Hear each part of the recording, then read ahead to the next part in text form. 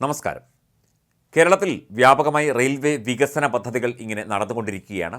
പുതിയ പാതകളെക്കുറിച്ചും പുതിയ സംവിധാനങ്ങളെക്കുറിച്ചുമുള്ള ചർച്ചകളും കേരള സംസ്ഥാനവും കേന്ദ്ര സർക്കാരുമായിട്ട് പലപ്പോഴായി നടത്തിക്കഴിഞ്ഞു. അതിൽ പ്രധാനപ്പെട്ട ഒരു നിർദ്ദേശമാണ് അങ്കമാലി എരുമേലി റെയിൽപാത. ഈ റെയിൽപാത വിഴിഞ്ഞത്തേക്ക് നീട്ടണം എന്ന സംസ്ഥാന സർക്കാരിൻ്റെ നിർദ്ദേശം കേന്ദ്ര റെയിൽവേ മന്ത്രാലയവും കേന്ദ്ര സർക്കാരും അംഗീകരിക്കുകയാണെങ്കിൽ അത് തെക്കൻ കേരളത്തിൽ വലിയ വികസന മുന്നേറ്റമായി മാറും എന്നാണ് റിപ്പോർട്ട്. അങ്കമാലി മുതൽ എരുമേലി വരെ 13 സ്റ്റേഷനുകളാണ് ശബരി പാതയിൽ വരുന്നത്. ഇവയോടൊപ്പം 12 സ്റ്റേഷനുകൾ കൂടി ചേർത്ത് ആകെയുള്ള 25 സ്റ്റേഷനുകൾ ഉള്ള പാതയായി ശബരി റെയിൽപാത മാറും. അങ്കമാലിക്കും ബാലരാമപുരത്തിനും ഇടയിലുള്ള മലയോര മേഖലയ്ക്കാകെ ഉണർവേകുന്നതായിരിക്കും ഈ പുതിയ പാത എന്നുള്ളതാണ് റിപ്പോർട്ടുകൾ. വിഴിഞ്ഞം തുറമുഖത്തോട് ചേരുന്ന പാതയായതിനാൽ ഈ പുതിയ നിർദ്ദേശത്തോട് കേന്ദ്രത്തിന് അനുഭാവം ഉണ്ടാകും എന്നാണ് സംസ്ഥാന സർക്കാരിൻ്റെ പ്രതീക്ഷ. എരുമേലി വിട്ടാൽ റാന്നി, പത്തനംതിട്ട, കോന്നി, പത്തനാപുരം, പുനലൂർ, അഞ്ചൽ, കിളിമാനൂർ, വെഞ്ഞാറമ്മൂട്, നെടുമങ്ങാട്, കാട്ടാക്കട, ബാലരാമപുരം എന്നീ സ്റ്റേഷനുകളിലൂടെയാണ് പാത നീങ്ങുക. അങ്കമാലിയിൽ നിന്ന് തുടങ്ങുന്ന ശബരി പാത കാലടി, പെരുമ്പാവൂർ, ഓടക്കാലി, കോതമംഗലം, മൂവാറ്റുപുഴ, വാഴക്കുളം, തൊടുപുഴ, കരിങ്കുന്നം, രാമപുരം, ഭരണങ്ങാനം, ചെമ്മലമറ്റം, കാഞ്ഞിരപ്പള്ളി റോഡ്, എരുമേലി എന്നീ സ്റ്റേഷനുകളിലൂടെയാണ് കടന്നുപോകുന്നത്. ഇവിടെ നിന്ന് രണ്ടാം ഘട്ടമായി ബാലരാമപുരം വരെ പാത നീട്ടണം എന്നാണ് സംസ്ഥാന സർക്കാരിൻ്റെ ആവശ്യം. വിഴിഞ്ഞം തുറമുഖം സജീവമാകുന്നതോടെ നിലവിലുള്ളതും വരാനിരിക്കുന്നതുമായ പാതകളിൽ ഒതുങ്ങാത്ത വിധത്തിലുള്ള വാഹനഗതാഗതം സംസ്ഥാനത്ത് ഉണ്ടാകും എന്നും പ്രതീക്ഷിക്കുന്നു. നിലവിൽ MC റോഡ്, NH 66 എന്നീ പാതകളാണ് വലിയ വാഹനങ്ങളുടെ ഗതാഗതത്തിന് ഉപയോഗിക്കാൻ കഴിയുക. മലയോര പാതകളും തീരദേശ പാതകളും ഇതോടൊപ്പം ചേർക്കാം. ഈ നാലും ചേർന്നാലും സംസ്ഥാനത്തിൻ്റെ വർദ്ധിച്ചു വരുന്ന ഗതാഗത ആവശ്യങ്ങളെ തൃപ്തിപ്പെടുത്തുന്നതല്ല അതൊന്നും. വിഴിഞ്ഞത്തു നിന്നുള്ള കണ്ടെയ്നർ ഗതാഗതം കൂടി വരുന്നതോടെ സംസ്ഥാനത്തെ ജംഗ്ഷനുകളെ കാത്തിരിക്കുന്നത് വൻ ഗതാഗത കുരുക്കുകളായിരിക്കും.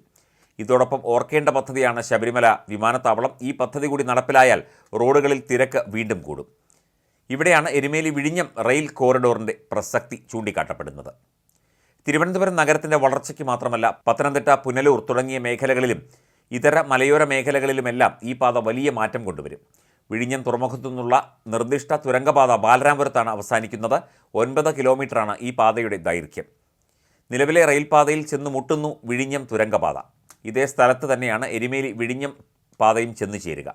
4 റെയിൽപാതകളുടെ സംഗമ കേന്ദ്രമായി മാറും ബാലരാമപുരം. തിരുവനന്തപുരത്ത് ദേശീയപാത 66 നാവായിക്കുളത്ത് നിന്ന് തുടങ്ങി വിഴിഞ്ഞത്ത് അവസാനിക്കുന്ന റിംഗ് റോഡ് കൂടി വരുന്നതോടെ ബാലരാമപുരം ഒരു നഗര കേന്ദ്രമായി വികസിക്കും. 2013 ശബരി പാതയുടെ ആദ്യ സർവേ നടക്കുന്ന കാലത്ത് വിഴിഞ്ഞം തുറമുഖം ഒരു വിദൂര സ്വപ്നം മാത്രമായിരുന്നു. മാറിയ സാഹചര്യം ശബരി പാതയുടെ ലക്ഷ്യങ്ങൾ വർദ്ധിപ്പിക്കുന്നുണ്ട്. ഏതാണ്ട് 160 കിലോമീറ്റർ കൂടി നീളത്തിൽ എരുമേലിയിൽ നിന്ന് വിഴിഞ്ഞത്തേക്ക് അനുബന്ധം ചേർത്താൽ റെയിൽവേക്ക് അത് ലാഭം മാത്രമേ നൽകൂ. 1,00,000-ഓളം ജനസംഖ്യയുള്ള നഗരങ്ങളെ റെയിൽവേയുമായി ബന്ധിപ്പിക്കുന്ന ഒരു പദ്ധതി കേന്ദ്ര സർക്കാർ അവതരിപ്പിച്ചിട്ടുണ്ട്. ഇതിനായി തിരഞ്ഞെടുക്കപ്പെട്ട നഗരങ്ങളിൽ മഞ്ചേരി, മലപ്പുറം, കൊടുങ്ങല്ലൂർ, നെടുമങ്ങാട് എന്നിവ പെടുന്നു. എരുമേലി വിഴിഞ്ഞം പാത വരികയാണെങ്കിൽ അത് നെടുമങ്ങാടിനെ കൂടി റെയിൽ ശൃംഖലയോട് ചേർക്കും. ഈ പാതയ്ക്കായി അധിക ചെലവ് വരിക 1000 കോടി രൂപ മാത്രമാണ്. 2021 നടത്തിയ ആകാശ സർവേ പ്രകാരം അങ്കമാലി എരുമേലി പാതയുടെ പുതുക്കിയ എസ്റ്റിമേറ്റ് 3810 കോടി രൂപയാണ്. ഇതോടൊപ്പം 1000 കോടി കൂടി ചേർക്കാനായാൽ പദ്ധതി നടപ്പിലാകും. കേരളം അധിക ബാധ്യത ഏറ്റെടുക്കാൻ തയ്യാറാകുമോ എന്ന കാര്യം വ്യക്തമല്ല. ശബരി പാതയുടെ ആദ്യ സർവേയിൽ 2800 കോടിയിൽ നിന്നിരുന്ന എസ്റ്റിമേറ്റ് രണ്ടാമത്തെ സർവേയിലാണ് 1000 കോടിയിലേക്ക് എത്തിയത്. മൊത്തം പദ്ധതി ചെലവിൻ്റെ 50% ഏറ്റെടുക്കാമെന്ന് സംസ്ഥാനം നേരത്തെ അറിയിച്ചിരുന്നതാണ്. എന്നാൽ സാമ്പത്തിക ബുദ്ധിമുട്ടിൽ അകപ്പെട്ട സംസ്ഥാന സർക്കാരിന് ഇപ്പോൾ വരാനിരിക്കുന്ന അധിക ബാധ്യത പ്രയാസമാണെന്നാണ് പറയുന്നത്. കടമെടുക്കാനുള്ള അനുമതി കേന്ദ്രം തരാതെ ഈ ബാധ്യത ഏറ്റെടുക്കാൻ പ്രയാസമാകുമെന്ന് ധനമന്ത്രി KN ബാലഗോപാൽ സൂചിപ്പിച്ചിട്ടുണ്ട്. കേന്ദ്രം കടമെടുപ്പിന് കൂടി കനിഞ്ഞാൽ മാത്രമേ പുതിയ പാതയ്ക്ക് വേണ്ടിവരുന്ന അധിക തുകയുടെ പകുതി കൂടി ഏറ്റെടുക്കാനാകൂ എന്നുള്ള ഒരു നിലപാടിലാണ് കേരളം എന്നാണ് റിപ്പോർട്ടുകൾ. അങ്ങനെ ചെയ്യുകയാണെങ്കിൽ ഈ ഒരു പദ്ധതിയുടെ പകുതി തുക ഏറ്റെടുക്കാൻ സംസ്ഥാനം തയ്യാറായേക്കും എന്നും റിപ്പോർട്ടുണ്ട്.